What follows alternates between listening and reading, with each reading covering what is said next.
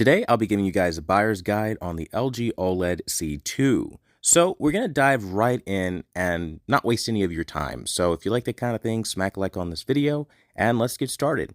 So I think the most important thing to note is as of October 3rd, which is today's date, 2022, we are looking at a price point of $1349.99. Now that is Black Friday price point territory. So what that means for you is give or take $100 sometimes. Like, I guess if you go to like Costco's or other warehouse places, you can find them drop down to like $12.49 usually. But for the most part, the Black Friday prices for years and years have really literally been $13.49. So to see that right now before that point is great. And I think that's what makes this such a great time to buy at least a 55-inch. And then, of course, you have things like the 77-inch being like $27.99. You have the 42-inch being being $11.49. So you have different options, you know, the 65-inch running you $17.99, which was the launch price of the 55-inch. So you do have some movement there, if I will say so myself. And I think it's pretty good movement as far as budget-wise, how you can strategize what to get. Now, in terms of what this is offering, it is pretty much the replacement model for the LG C1 from last year. My official recommendation is if you can find the LG C1 from last year, just do that because it's really the same thing. Now, one of the biggest things and the first things LG would try to sell you on this year is the Evo technology. And, you know, that's great and all, but they try to say that it's even brighter, but really it's not much brighter than last year's model. I did a comparison directly comparing last year's model to this model, and I can tell you it's not much brighter at all. It does have moments where it gets impressive, and it can technically pull ahead in some areas, but in others, it's actually dimmer than last year's model. So it's weird. They trade back and forth too much, and the picture quality is very identical. It'd be very hard pressed to tell a difference. Now, what I do like about this year's model is that they are rocking the A9 Gen 5, basically ThinQ AI processor, you know, that AI processor that everybody likes to have these days. LG's is a bit of a mouthful to spit out, but I do like that it did take a little bit of a step up over last year's processor. And what it does more specifically that I like is clarity. So the clarity has seen, I would say, marginal improvement, but noticeable. And it's something that I think can be felt in pretty much everything. I thought the most impressive were video games for me. That's where I saw a lot of the clarity come back and really be impactful for me personally. So that's something that I think a lot of people will appreciate. Now, one thing that I do appreciate about this model over the last year's model is that speakers are improved. So you do have deeper bass and things like that. So if you didn't want to get a sound bar, they basically have a cheaper one inside, but it's enough to get the job done. And something like a smaller bedroom, you'll be more than A-OK kind of thing. But of course, the idea is to still get like a sound system of some sort if you can, but it's not necessary. Now, you do have 4 ports of HDMI 2.1 full bandwidth. So just like Samsung with their Quantum Dot OLED this year, you do have the full bandwidth. Now, I think Sony obviously immediately becomes the odd man out because for gaming, they're just not ideal with only 2 ports versus the 4 that everybody else is offering. So I think strategically that's going to be something you have to decide, but at least you can make your decision from there. But to see that on LG returning is not a surprise. It's great. And of course, along with their full suite of gaming features like NVIDIA G-Sync, FreeSync Premium, and just regular VRR in general. So that is something that is really great. And of course, they have their game optimizer with their game bar returning this year to let you see real-time stats on things like ALLM, auto low latency mode, and, you know, VRR and things like that. So that's always a joy to see that come back in. Now, in terms of, again, how this product is going to fare against something like, let's say, the Sony, I think the most immediate model would be like A80K. A lot of people then kind of defer to like Sony with their XR processor. A lot of people like to say Sony is just king for processing. I can tell you that that unfortunately is no longer the case. I think a lot of these companies have caught up to Sony in that aspect. So you can notice things like, you know, worse motion processing on Sony versus the LG, especially when we talk about fast moving content.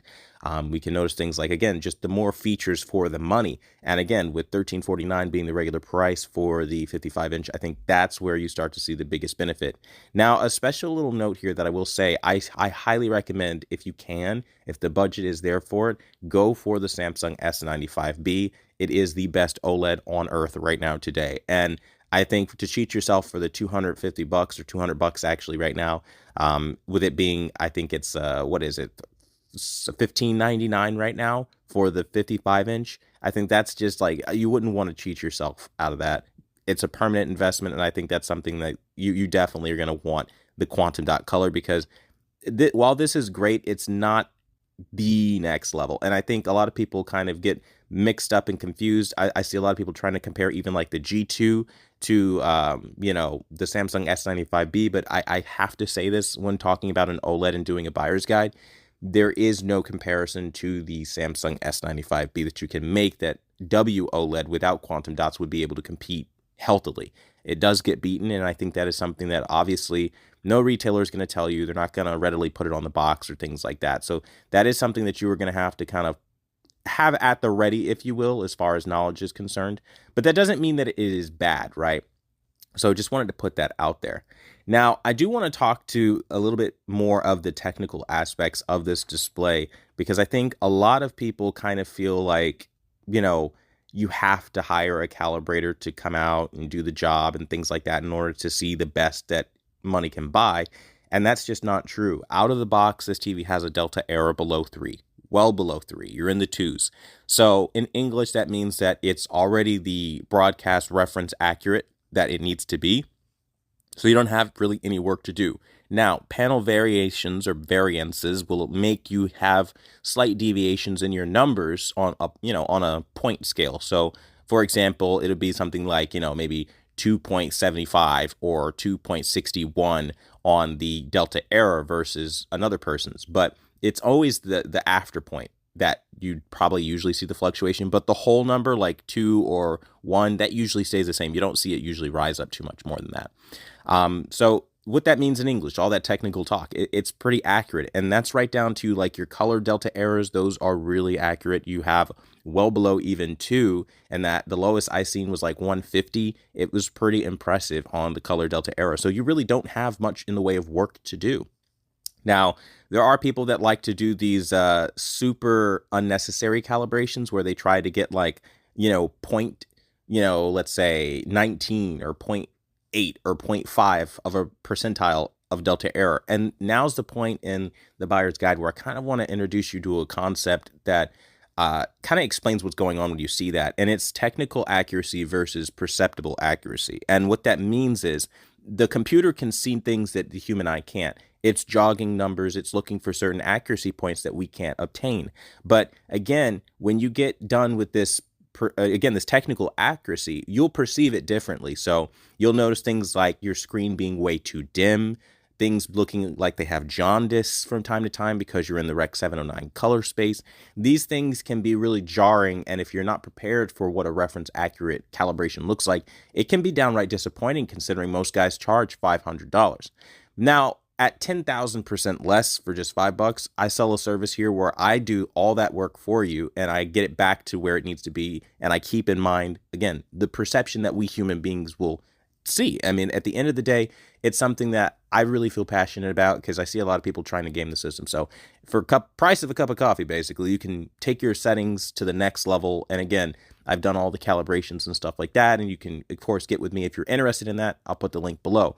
But the point with this is you're always going to have some sort of like guru, if you will, try to pretend like they know a whole lot about how you should calibrate and what the director's intent is. And I've seen that conversation kind of ramping up more when we talk about these higher end TVs, because I guess they feel like luxury or high end customers are just dumb and don't know any better. And they can just say things like director's intent or the way the director intended it to look, and then completely crap on your common sense to know that like you're perceiving something differently, like a really dim, very jaundiced looking picture. So I step in and I fill that void, and I kind of give you a $5 service where they charge $500 for just a single setting, and an entire month I give you literally access to a month of work. So if you're interested in that and I've covered your television, seriously, give it a shot.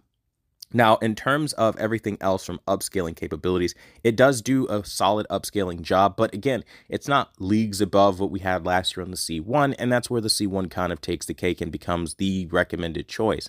However, when we look at the color coverage, I would say like they're, again, pretty comparable. And I think that's kind of where the disappointment lies. They're just too similar. It's 99% of the DCI P3 color coverage and 76% of the Rec 2020 or BT 2020.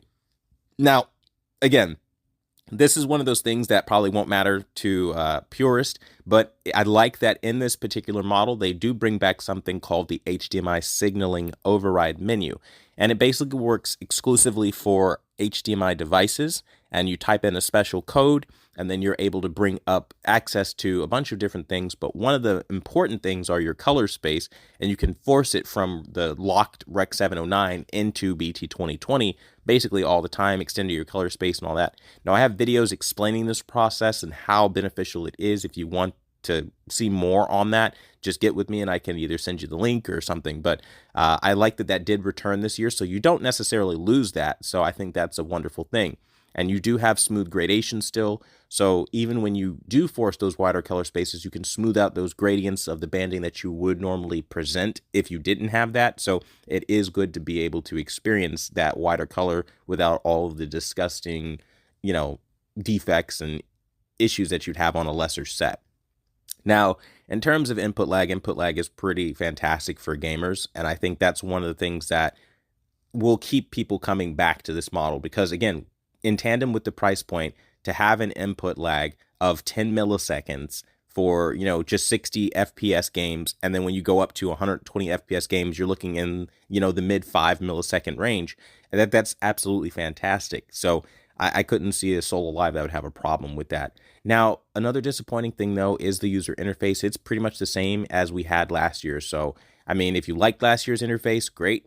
It comes back this year, but there's not a whole lot new. And I think for me, when I see like new TVs, I usually would like things to be new, but this truly in all pretty much aspects of this product, it's just the replacement model of what we had last year. And I personally feel like when that's the case, just buy last year's model at a discount if you can find it. Now, I do know they are discontinuing a ton of LGC ones, and so it is going to be harder to find, and that's what makes this a little bit more attractive. But I can't stress, like, motion is worse, especially when you get too fast-paced geometry, like, again, ribbon twirling or things like that in a movie or TV show or something. You're going to notice a lot more hiccups on the C2 versus the C1. And that's why I just default to going with the C1 because it is a little bit better. But again, it is a good TV. I still do recommend it. It's just, it has a little bit of quirks over last year's model. But again, you do have a lot of things that make up for it. Like, again, the better clarity, the better brightness slightly. It's not like a whole lot better, but in some areas.